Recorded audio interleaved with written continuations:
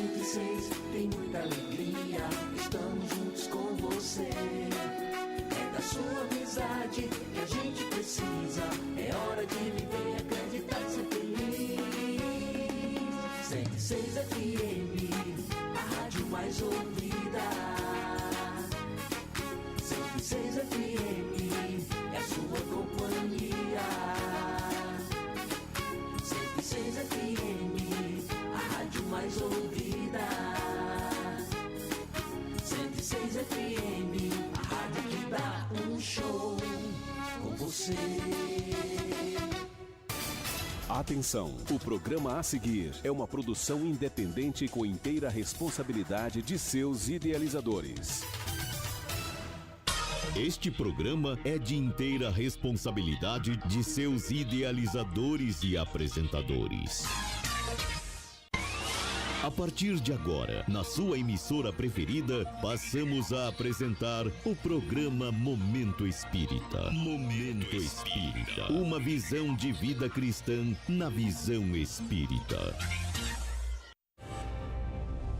Eu sou o pão da vida. O que vem a mim jamais terá fome, e o que crê em mim jamais terá sede.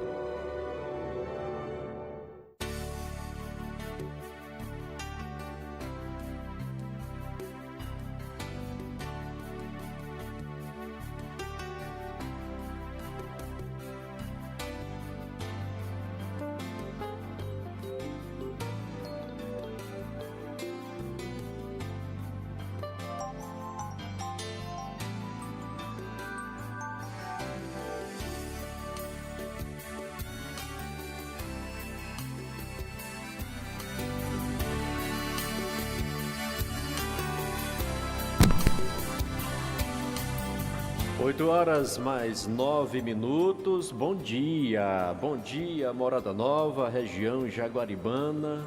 Bom dia a você, amigo ouvinte da sua 106,3, município de Morada Nova, Ceará. Hoje, domingo 25 de agosto do ano 2024, estamos chegando para mais um programa Momento Espírita. Você que nos acompanha todos os domingos, muito obrigado a você pelo carinho da sua sintonia, da sua companhia. Você pode nos enviar aí o seu bom dia, que nós teremos um imenso prazer em corresponder ao seu bom dia aqui na nossa 106,3, município de Morada Nova, Ceará. Hoje no programa Momento Espírita, já pedimos aí a sua... desculpas, pelo nosso atraso, houve alguns percalços aqui, mas estamos aqui novamente. Então, hoje no programa Momento Espírita, nós temos aqui hoje o Evangelho de Jesus, que vai ser apresentado por mim mesmo hoje com o tema O Óbolo da Viúva, o Evangelho 13, que a vossa mão esquerda não saiba o que a vossa mão direita dá, Então, hoje vamos trabalhar o Óbolo da Viúva, inclusive... Foi o primeiro evangelho que eu fiz, viu, Marcelo? E hoje comigo, no tema doutrinário, o nosso amigo e irmão Marcelo Martins, que vai nos trazer o tema doutrinário e vai também trazer o seu bom dia. Marcelo, bom dia. Bom dia, Rosimar, bom dia também a todos os nossos ouvintes. E hoje a gente vai falar um pouco sobre a lei de destruição, o capítulo 6 do Livro dos Espíritos, o tópico sobre guerras.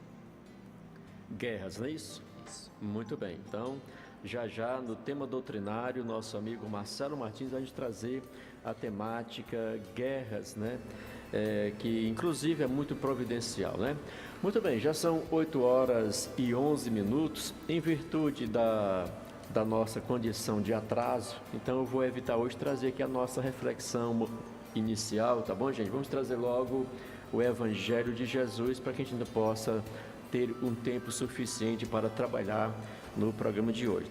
Mas lembrando a você que este programa tem uma idealização e realização do SEAC, Centro Espírita Allan Kardec de Morada Nova, que tem sob a sua presidência Gilson Tavares e na vice-presidência Roberta Pereira.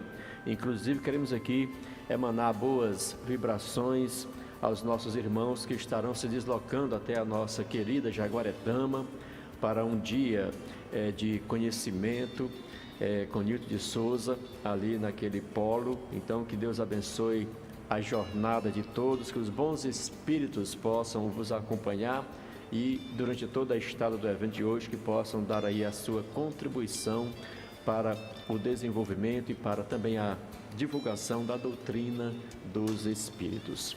8h12, vamos ao Evangelho de Jesus. Evangelho de Jesus. Evangelho de Jesus. A luz do mundo na visão espírita. Na visão espírita. Muito bem, 8h12, um bom dia para você na sintonia da sua 106 de Morada Nova, hein? Capítulo 13, que a vossa mão esquerda não saiba o que dá a vossa mão direita. Vou ler aqui a primeira passagem do Evangelho para ir para o nosso tópico, que é o óbolo da viúva. Fazer o bem sem ostentação. Tomai cuidado de não fazer as vossas boas obras diante dos homens, para serem vistas por eles. De outro modo, não recebereis a recompensa de vosso Pai, que está nos céus. Então, quando derdes esmolas, não façais soar a trombeta diante de vós, como fazem os hipócritas nas sinagogas e nas ruas, para serem honrados pelos homens. Eu vos digo em verdade que receberam sua recompensa. Mas quando derdes esmola, que a vossa mão esquerda não saiba o que dá a vossa mão direita, a fim de que a esmola esteja em segredo, e vosso Pai, que vê o que se passa em segredo, dela vos entregará a recompensa. São Mateus capítulo 6, versículo de 1-4. Vamos agora para o tópico, o óbolo da viúva. Como eu falei, foi o primeiro evangelho que foi trabalhado por mim na minha inicialização com palestras ali no SEAC, Centro Espírita Allan Kardec de Morada Nova, que foi um tema que foi indicado pela minha amiga e mentora, professora Suetônia, né? Ao qual mando um abraço para ela, para o Israel, que foram e são duas pessoas muito importantes do movimento espírita em Morada Nova e também na minha vida. Então, um abraço ao casal. O óbolo da viúva. Jesus, estando sentado defronte do gasofilácio, considerava de que maneira o povo nele atirava o dinheiro e que várias pessoas ricas tinham colocado muito. Veio também uma pobre viúva, que nele colocou somente 2 pequenas moedas. Então Jesus, tendo chamado seus discípulos, disse-lhes: Eu vos digo em verdade que esta pobre viúva deu mais do que todos aqueles que colocaram no gasofilácio, porque todos os outros deram de sua abundância, mas esta deu de sua indigência, tudo mesmo que tinha e tudo que lhes restava para viver. São Marcos, capítulo 12, versículo de 41-44, São Lucas, capítulo 21, versículo de 1-4. Muitas pessoas lamentam não poderem fazer tanto bem quanto o gostariam, por falta de recursos suficientes, e se desejam a fortuna, e dizem elas, para dela fazerem um bom uso. A intenção é louvável, sem dúvida, e pode ser muito sincera em alguns, mas é certo, desejando mesmo fazer o bem aos outros, estariam bem contentes em começar por fazê-lo a si mesmos, de se darem algumas alegrias a mais, de se proporcionarem um pouco do supérfluo que lhes falta, sob a condição de darem o resto aos pobres. Essa segunda intenção, dissimulada, mas que encontrariam no fundo do coração e se quisessem nele rebuscar, anula o mérito da intenção, porque a verdadeira caridade pensa nos outros antes de pensar em si. Muito bem. Quantas vezes nós próprios não manifestamos uma fala, um sentimento, um pensamento em dizer, poxa, se eu acertasse os números da Mega Sena, eu ajudaria muitas pessoas pobres, necessitadas, né? E nós falamos isso com um sentimento até de reserva mesmo, de bondade, de caridade. Porém, por que nós queremos acertar na Mega Sena? Será que nós não estamos aptos a ajudar alguém da maneira como estamos hoje, sem uma Mega Sena, sem nenhum prêmio milionário que venha a modificar a nossa vida financeira? Será que nós somos incapazes de cometer esse ato de caridade em ajudar a quem precisa?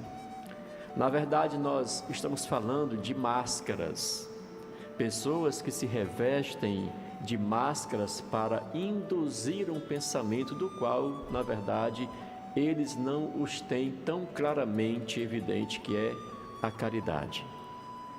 Para vivenciarmos a caridade, nós não necessitamos de sermos milionários. A caridade, ela tem muitas vestes. Ela tem as vestes do alimento, ela tem as vestes da atenção, ela tem as vestes das suas orações, ela tem as vestes da sua própria bondade e vontade. Então, a caridade existe inúmeras formas e oportunidades de serem praticadas. Quando Jesus ressalta a questão dos escribas, colocando muitos valores no gasofilácio, dando ali não com sentimento, mas sim com a proporção de serem notados, de serem percebidos. Como se você chegasse em um leilão e você quisesse aquela prenda, não porque você necessita ou porque você gosta, mas sim para apresentar aos outros o que você pode comprar com o que você tem. Então, a diferença entre a viúva, que nada ou quase nada tinha, e aqueles escribas que lá estavam se exaltando pelas ofertas colocadas no gasofilácio. Para quem não sabe, o gasofilácio é aquele local em que colocam as moedas, né, as ofertas, né, nos templos religiosos. E então, eles colocavam e se exaltavam uns com os outros para serem percebidos pelos demais, pela quantidade que lhes eram colocada. Só que para Deus, se você coloca 1 milhão, mas o seu coração não abraçou a causa, será apenas 1 milhão. Mas se você colocar um tostão, com o coração rebento de amor, de vontade, de caridade, aí sim a diferença é grandiosa. Então, é a diferença entre eles, os escribas, e a viúva, que deu aquilo que ela tinha apenas. O pouco que ela tinha, ela se desfez em favor de quem precisaria mais do que ela naquele momento. Então, ela teve compaixão mesmo diante da sua própria condição. E olha que nós hoje somos diariamente desafiados a termos esse tipo de atitude. As oportunidades, elas são colocadas em nossas vidas diariamente, costumeiramente, e às vezes nós nem percebemos, nem paramos para pensar, porque nós imaginamos apenas a questão material. Poxa vida, eu não posso fazer nada pelo JJ, porque eu não tenho dinheiro para fazer isso. Mas afinal de contas, o que o JJ é? O JJ pode ser um morador de rua, uma pessoa excluída da sociedade. O JJ pode ser alguém que está passando por um tormento, uma confusão mental. O JJ, ele pode ser uma pessoa comum, que tem uma casa, uma família, mas que está nesse momento necessitando de uma palavra amiga, de um conselho, de uma iluminação das suas ideias, de um direcionamento. E nós imaginamos apenas a caridade como sendo um fator material assistencial. É como se chegasse alguém querendo um abraço e você lhe oferecesse um prato de comer. A pessoa farta de alimento, necessitando mais dessa parte emocional, da parte espiritual. Então, a grande diferença da caridade é porque para você fazer uma caridade, você não necessita de quantidade. Essa é a grande verdade.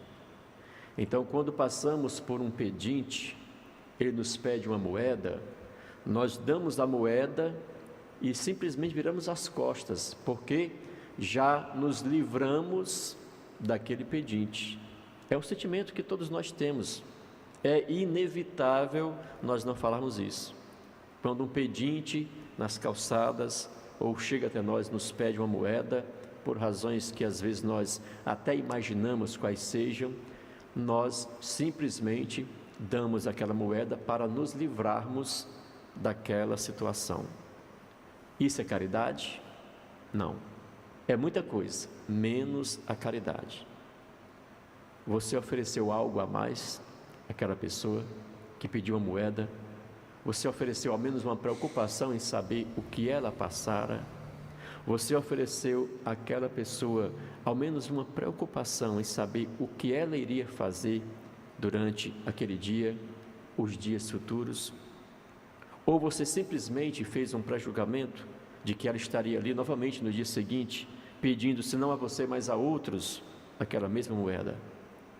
E você se sentiu bem em dar aquela moeda? Se sentiu realizando um grande feito, uma grande benéfice? Nós estamos tão voltados para o materialismo que nós já nem pensamos mais. Damos a moeda quando não negamos, e quando negamos a moeda, nós sequer paramos para sugerir ou para questionar aquela pessoa o que ela precisa além da moeda. Nós não temos esse hábito. Então, a diferença entre nós termos um ato de caridade para aqueles que podem doar grandes quantias ou simplesmente uma pequena moeda está exatamente na nossa intenção, na nossa preocupação, na nossa boa vontade em ver aquela pessoa feliz e melhor. Aproveito aqui a oportunidade para contar rapidamente aqui só um feito pessoal. Eu gosto muito de conversar com os moradores de ruas que eu encontro aqui na cidade. Pergunto de onde vêm, por que estão naquela situação, né? E cada um tem uma história que, de certa forma, nos deixa assim, talvez não triste, mas um pouco convalescidos pela dor que cada um carrega. Uns abandonados, outros tomaram um direcionamento equivocado em suas vidas, né? Mas cada um deles, pessoas boas, pessoas de bom coração, pessoas de boas atitudes, apenas optaram em estar naquela condição por não terem sido orientados a ter uma vida menos sacrificosa. E alguns deles já estão tão habituados a essa condição que dificilmente se pensam em retornar ao lar, à sua família, ao seu convívio, ao seu habitat natural. Já estão tão acostumados com esta situação que para eles essa falsa liberdade que eles acreditam ter já não é mais um sacrifício, e sim uma forma de vida, e assim o é. Então, quando você se aproximar de algum desses moradores de ruas, não o julgue pela sua aparência, que eles podem estar até mal vestidos, mal trajados, até sujos em alguns momentos, barba por fazer, uma expressão de sofrimento, de dor, de abandono, mas para cada um daqueles, para cada cicatriz, para cada forma em que a vida os tratou, existe uma história de um cidadão, de um ser humano, de uma pessoa que apenas está naquela condição porque houve em algum momento um desvio da sua conduta familiar, da sua conduta social. Então, ao invés de julgar, procuremos ajudá-lo através de umas boas falas, através de uma ajuda material, sim, porque não, alimento, né? Uma roupa, tudo isso faz parte, né, de um grande processo de caridade, mas que seja uma coisa que você não necessite gritar ao mundo todo que você faz, que você faça porque sentiu no seu coração o desejo em ajudar, o desejo em fazer a diferença naquele momento, porque às vezes uma moeda resolve até a fome, mas o que você coloca além daquela moeda é o que vai fazer a grande diferença, não na vida dele talvez, mas na sua própria vida, porque quando nós ajudamos alguém de coração, o mais ajudado, por incrível que pareça, somos nós mesmos. Eu conheço uma história, talvez o Marcelo também conheça, Marcelo, de que o Divaldo, ele era muito conhecido onde ele morava por ajudar as pessoas necessitadas. E então chegavam os pedintes na casa dele e ele ajudava. E aí chegavam os pedintes na casa vizinha, aí o vizinho, não, o seu Divaldo ajuda, vá lá, né?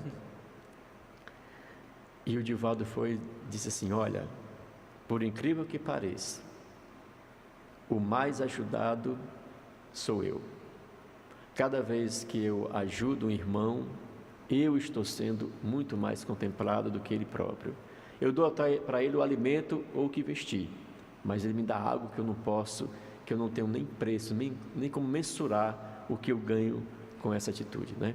Então, não perca a oportunidade de ajudar a quem precisa, porque nós somos seres, somos irmãos, somos filhos do mesmo Pai, que nos ama de forma incondicional e que não nos deixa desamparados em nenhum momento, por mais que nós entendamos algumas vezes que isso esteja acontecendo.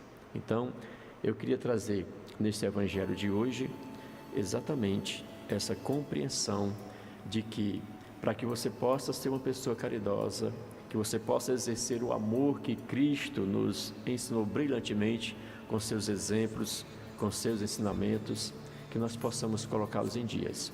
Podemos não ter uma mega sena, podemos não ter uma conta bancária muito satisfatória, podemos até passar alguns apertos, algumas necessidades, mas a ajuda que nós damos, a ajuda que nós nos propomos a fazer sem alarde, ela é uma ajuda que vem através de uma força muito maior do que você imagina.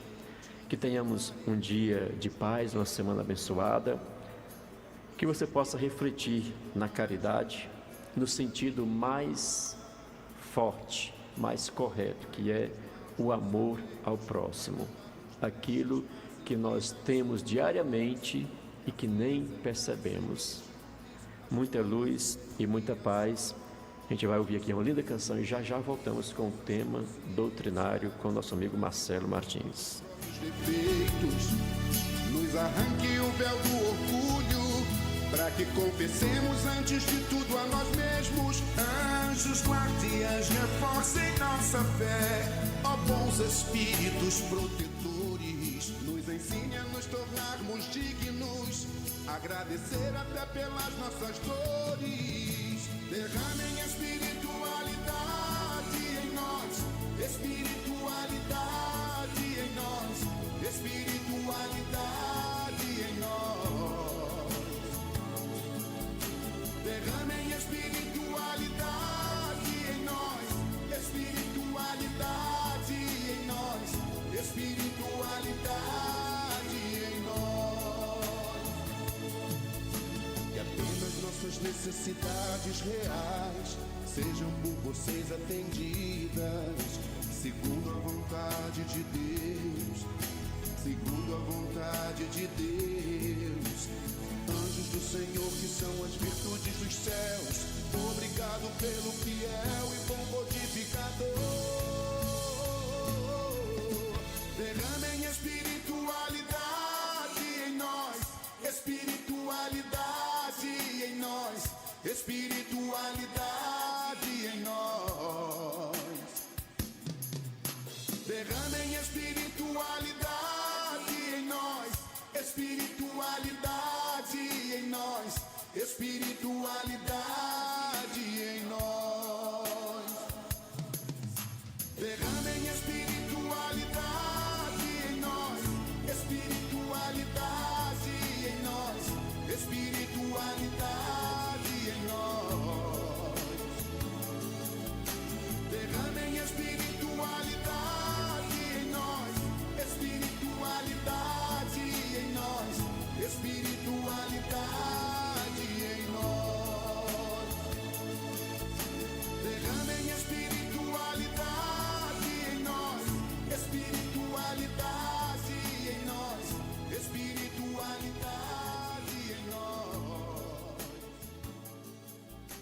Derramem espiritualidade em nós, espiritualidade. Tema doutrinário. Tema doutrinário. Conceitos do dia a dia na visão espírita.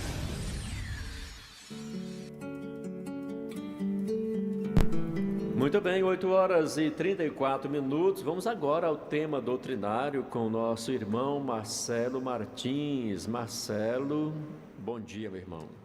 Bom dia, Rosimar, bom dia aos nossos ouvintes que nos acompanham aqui pela rádio 106,3 e também pelo YouTube, né? E hoje a gente vai falar um pouco sobre a temática das guerras, né? Só que tem um contexto.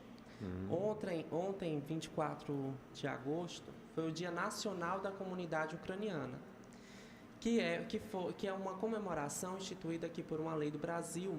E no mesmo dia 24 de agosto ocorre na Ucrânia o dia da independência deles.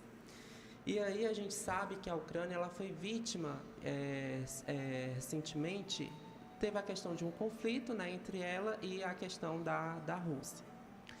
E me despertou para falar sobre um pouco da lei de destruição, que está no capítulo 6 de O Livro dos Espíritos, que fala no tópico guerras.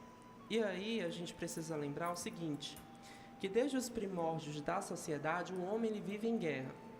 Desde que as primeiras tribos passaram a lutar pela soberania de algum recurso natural ou pela soberania de seu povo, os povos se dividiram em estados, países e regiões.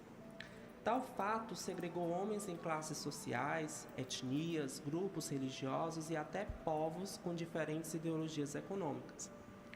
Para todos os casos, a guerra sempre foi uma solução imediatista com graves consequências. Mas como é que a espiritualidade, o espiritismo vê as guerras? Seriam permitidas por Deus? E as inúmeras mortes? E o soldado que mata na guerra, ele está cometendo assassinato? Bem, em sua sabedoria divina, Deus Todo-Poderoso, ele permite ao homem que desbrave com seu livre-arbítrio todas as possibilidades de ação dentro da lei de Deus. A gente sabe que Deus criou os espíritos ignorantes, ou seja, sem conhecimento do bem e do mal. E é através da encarnação que esse espírito adquire conhecimento, através da experiência, né, da experiência da carne. Por isso a importância da lei da reencarnação.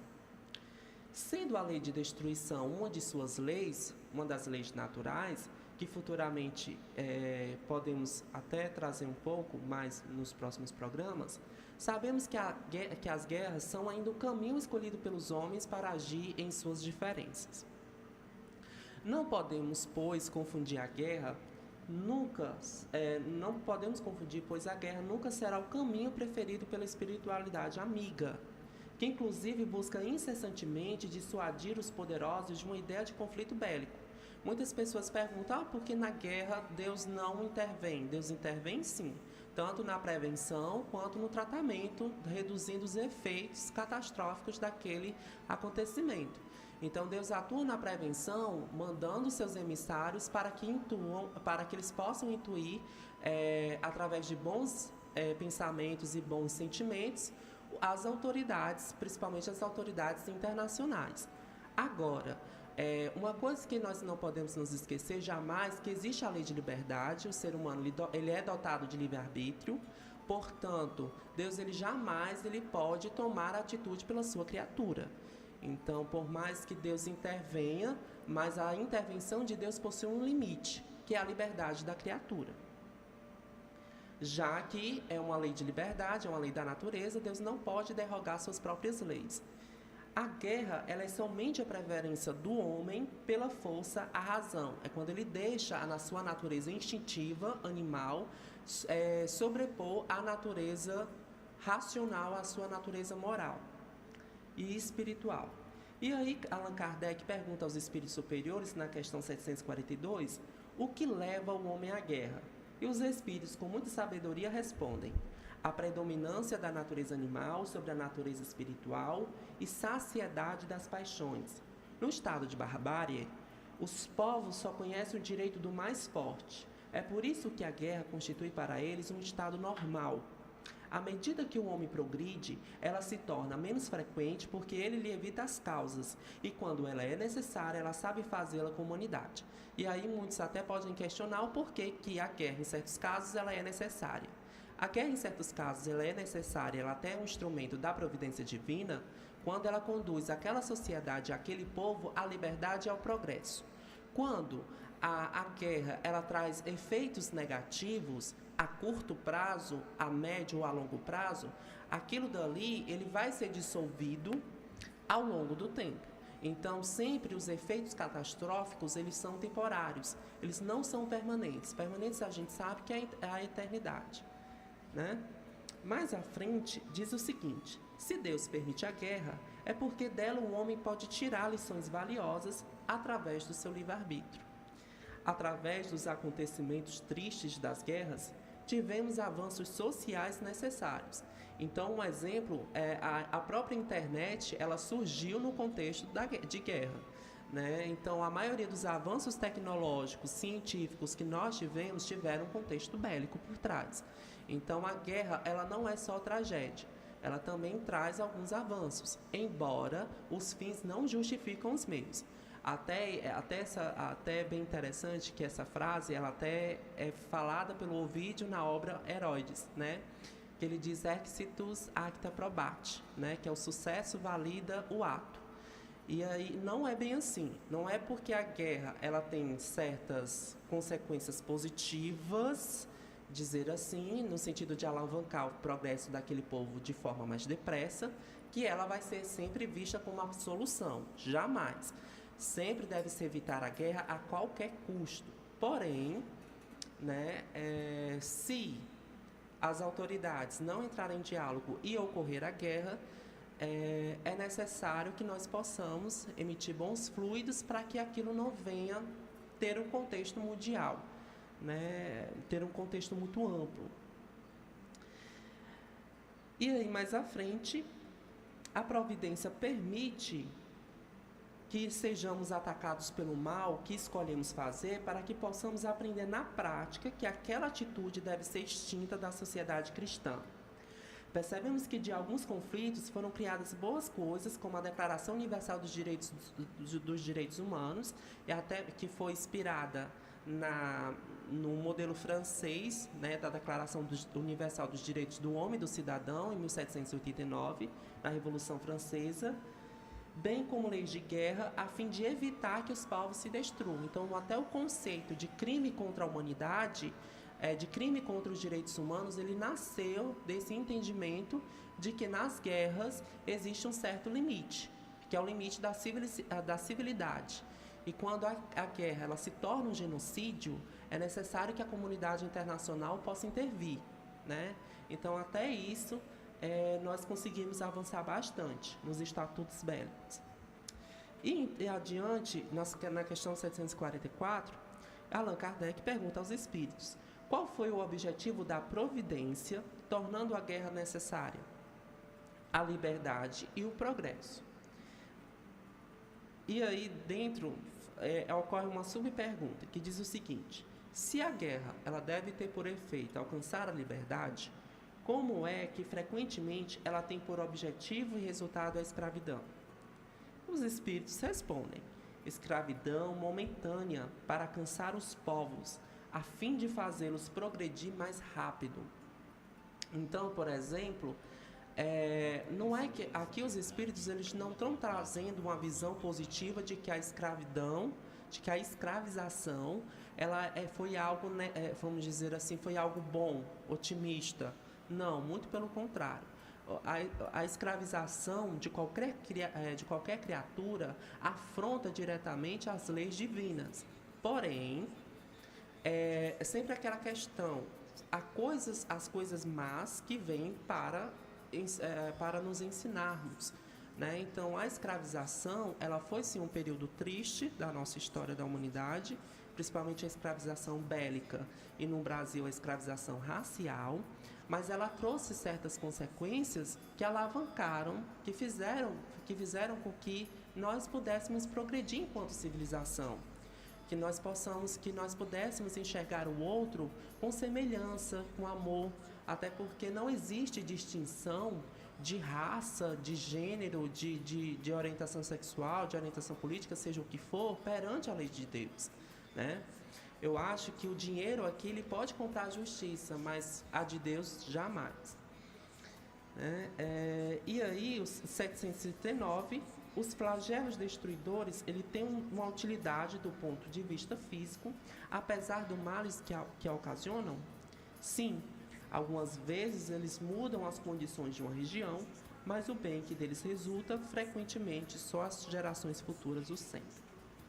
Portanto, compreendemos com isso que Deus permite a guerra para que possamos evoluir enquanto sociedade, durante o tempo que nos for necessário este tipo de flagelo acontecer.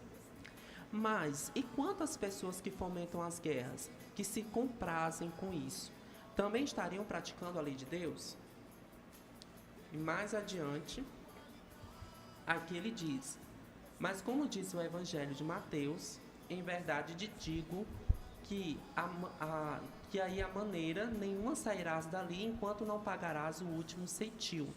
Ou seja, essas pessoas que se comprazem da maldade, que fazem promover a guerra para, por exemplo, Hitler, Putin, né, o presidente da Rússia, essas autoridades que deveriam fazer com que o povo chegue a uma solução pacífica das controvérsias, e do lugar de fazer isso faz incentivar a guerra, eles terão, né, que responder perante a justiça divina, cedo ou mais tarde.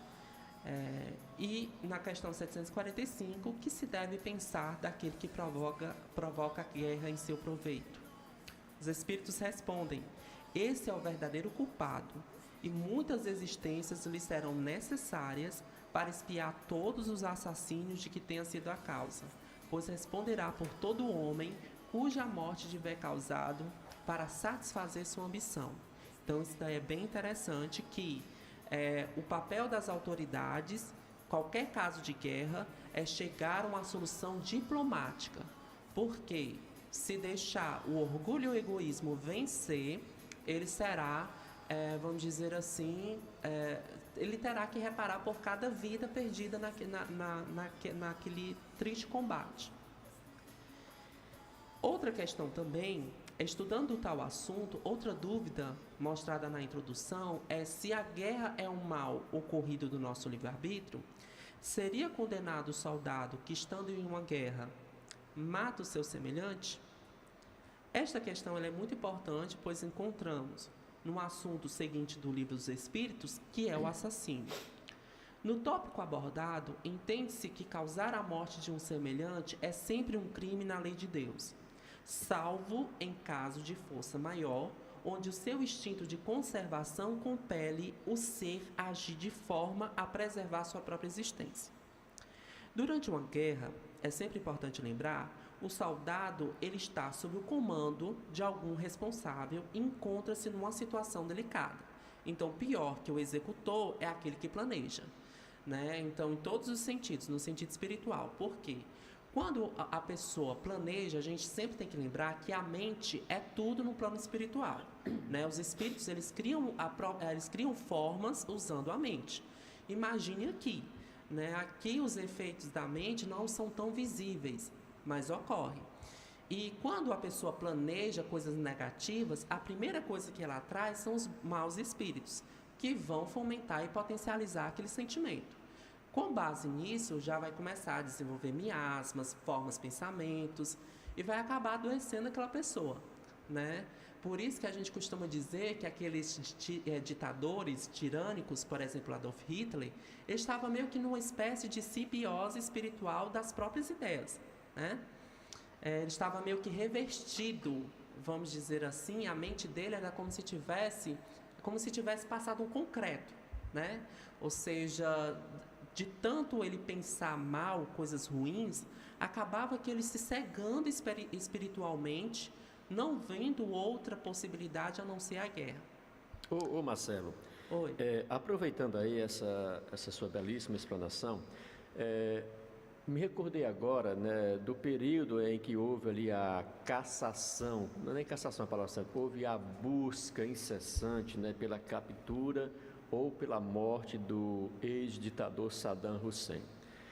Nós lembramos muito bem que do conflito entre Estados Unidos, né, e o seu país, e quando você falou na questão aí do que o soldado, né, que matasse em uma guerra, se ele seria ou não penalizado, digamos, pela justiça divina. E é claro que a gente sabe que tem um atenuante, né? Mas existe também aqueles que fazem aquilo por cumprir ordem, por defender o seu país, a sua pátria. E existem aqueles que talvez por uma estação vibracional, digamos assim, inferiorizada, comete certas coisas. Por exemplo, eu via soldados esculpindo o nome de Saddam Hussein na ogiva, né, que ia ser colocada para o combate, né? Então isso aí já é uma demonstração de que muitos de nós, em determinado momento, bastamos apenas despertar um gatilho para que nós mostremos que nós somos inferiorizados, não é isso? Sim, né? É sempre aquela questão, se numa guerra tem alguém tirando proveito daquilo, ele é culpado, né? Isso em qualquer nível, seja aquele que está planejando, seja aquele que está executando. Se ele se compraz no mal, ele é culpado, né? E isso é interessante que quanto mais o nível de conhecimento da criatura, maior a sua culpabilidade, né? Então, o ato ele não é absoluto. A culpabilidade ela é sempre relativa. Mais à frente ele diz o seguinte... E aí se mata, né? Durante uma guerra o soldado ele está sob o comando de algum responsável e encontra-se numa situação delicada. Por exemplo, se ele mata, estaria transgredindo a lei?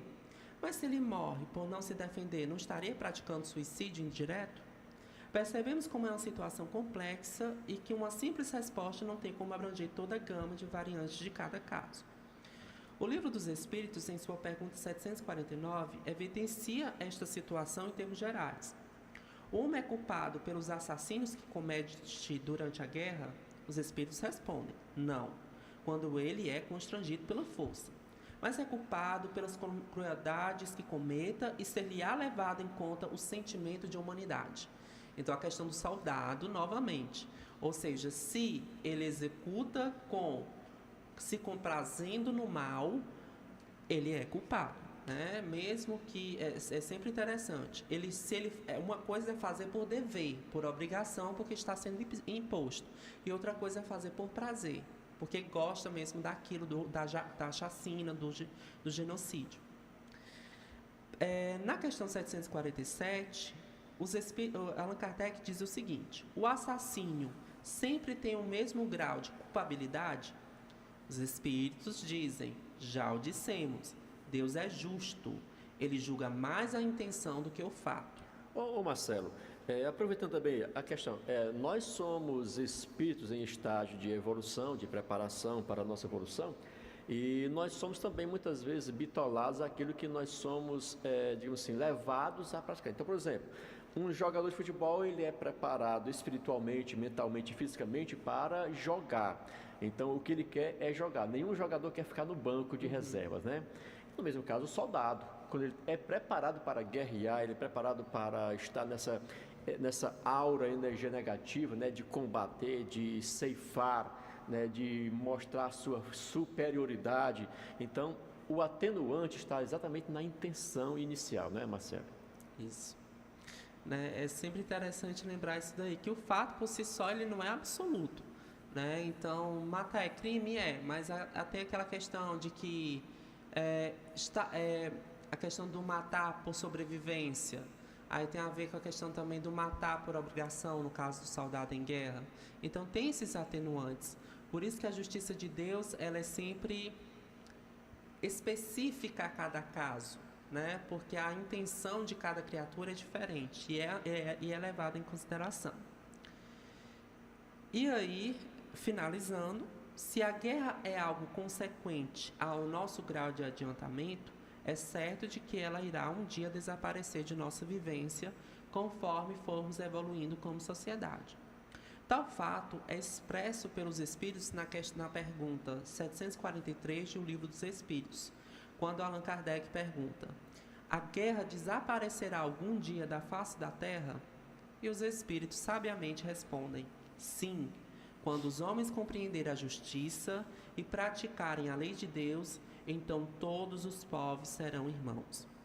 Portanto, precisamos entender que a guerra é a consequência de nosso uso predominantemente irracional da força e a fuga da razão diante da emoção. Tal situação é devido ao fato de estarmos ainda em um degrau de evolução cuja razão ainda é muito material e pouco depurada. Conforme formos evoluindo, nos vendo como irmãos em Cristo, passaremos a negar tais atitudes que ferem a lei de Deus. Até lá, a espiritualidade nos auxiliará a tirar o melhor proveito de cada situação vivida durante nossa jornada rumo à perfeição moral. E, por último, trazer aqui um poema. Né, antes do seu poema, por favor, Marcelo. E é bom também nós trazermos aqui uma reflexão, Marcelo, de que a guerra em si, ela não é obrigatoriamente o conflito de matança, né? Quantas outras guerras nós não travamos diariamente? Os governos intermunicipais, estaduais, federais, com a questão da permanência de uma situação de miserabilidade do seu povo, numa condição de aprisionamento moral, cultural, né? Então são guerras também que são travadas diariamente. Sim, exatamente, uma importante pontuação. As guerras, de uma forma ou de outra, elas sempre são fruto de um exacerbamento das paixões, né? Do orgulho, do egoísmo. É diferente, por exemplo, quando as insurreições, né? A gente teve muito, quando a gente analisa a história do Brasil, a questão das escravizações, durante o período de escravização, que os escravos eles se reuniam em grupos e faziam levantes contra seus senhores, né? Isso daí demonstra no sentido de se libertarem, de se progredirem, de terem a liberdade deles. Então, nesse sentido, a guerra ela se faz necessária nesses casos, né, em que o objetivo é o progresso e a liberdade, embora ela nunca é de primeira a primeira solução a ser pensada. Mas é importante sempre nós lembrarmos isso, que a questão de tirar proveito da condição vulnerável do outro, de manipular as informações, que na guerra sempre há isso, a manipulação de informações. Então, deve-se ter muito cuidado. E outra questão também, a de vibração, né? A gente analisar um conflito, a gente não ficar querendo tomar partido, e sim incentivando que aquela situação cesse, né? E que os países cheguem a um acordo, né? Para não alimentar aquilo dali. Bem, o nosso poema que a gente vai trazer é do Augusto dos Anjos, está no livro Parnasos de Além Túmulo, de Francisco Cândido Xavier, e tem o seguinte título: Civilização em Ruínas. Diz o seguinte: todo mundo moderno é horrendo em ruínas, deixa agora escapar o horrendo fruto de miséria e de dor, de pranto e luto, feito de sane e de cadaverinas. Em vão sobre o calvário áspero e bruto, sangrou Jesus em lágrimas divinas, sob as ofensas torpes e tigrinas, a tentarem-lhe o espírito incorrupto. Saturada de treva, angústia e pena, a civilização que se condena suicida-se num barato profundo. Porque na luz dos ciclos da terra, nos turbilhões fadísticos da guerra, ainda é Caim que impera sobre o mundo. E aí a gente lembrar que devemos sempre praticar a lei de justiça, de amor, de caridade, e nos lembrar que hoje nós, por exemplo, a questão de quem está tirando proveito de alguma situação negativa, amanhã terá que reparar, né? Então nós não nos esquecemos disso, que todo o mal que eu faço ao outro, primeiro eu faço a mim mesmo. E todo o bem que eu faço a ele, primeiro o beneficiado somos nós. Então é isso, que Jesus nos abençoe sempre e assim seja. Obrigado, Marcelo. Belíssima explanação e uma temática muito interessante nesse programa de hoje. Obrigado. Obrigado a você também que está nos acompanhando, né? Todos os domingos temos esse nosso encontro aqui na nossa 106,3, município de Morada Nova, Ceará. Agradecer também a todos que estiveram conosco, nos acompanhando aqui na nossa live. Muito obrigado. Você que nos acompanha pelo radinho convencional, aquele abraço. Minha amiga Marta e o Aclécio aí na Flamengo, aquele abraço a vocês. Francineide Cavalcante, a minha amiga Dedé, ali no Açude Velho, um forte abraço a todos vocês. Gente, nós temos uma programação na nossa casa, Centro Espírita Allan Kardec de Morada Nova, que atende a você. Começamos aqui aos domingos com este programa Momento Espírita, de 8 às 9 da manhã. Às segundas-feiras nós temos uma reunião fechada somente com trabalhadores, é uma reunião mediúnica de amparo, né, a todos nós. Às terças-feiras nós temos o estudo sistematizado da doutrina dos espíritos. Quarta-feira nós temos o estudo do livro dos médiuns. Às quintas-feiras nós temos palestras ao público com o Evangelho de Jesus, o tema doutrinário, com água fluidificada, com o passe, com atendimento fraterno. Às sextas-feiras nós temos a Evangelioterapia e no último sábado de cada mês nós fazemos a entrega de cestas básicas a famílias em situação de vulnerabilidade social. Diariamente, das 18 às 18h30, através da plataforma Google Meet, nós temos o Evangelho online no lar. Então, são formas de você ter essa oportunidade de conhecer e de se reconhecer com essa doutrina de luz, de amor e de compaixão que é o Espiritismo. Então, muito obrigado a vocês pelo carinho da sua atenção. A gente volta no próximo domingo com mais um programa Momento Espírita. Uma semana de paz e de amor a todos. Bom dia. A Rádio 106 tem muita alegria, estamos juntos com você. É da sua amizade que a gente precisa, é hora de viver, acreditar e ser feliz. 106 FM, a rádio mais ouvida.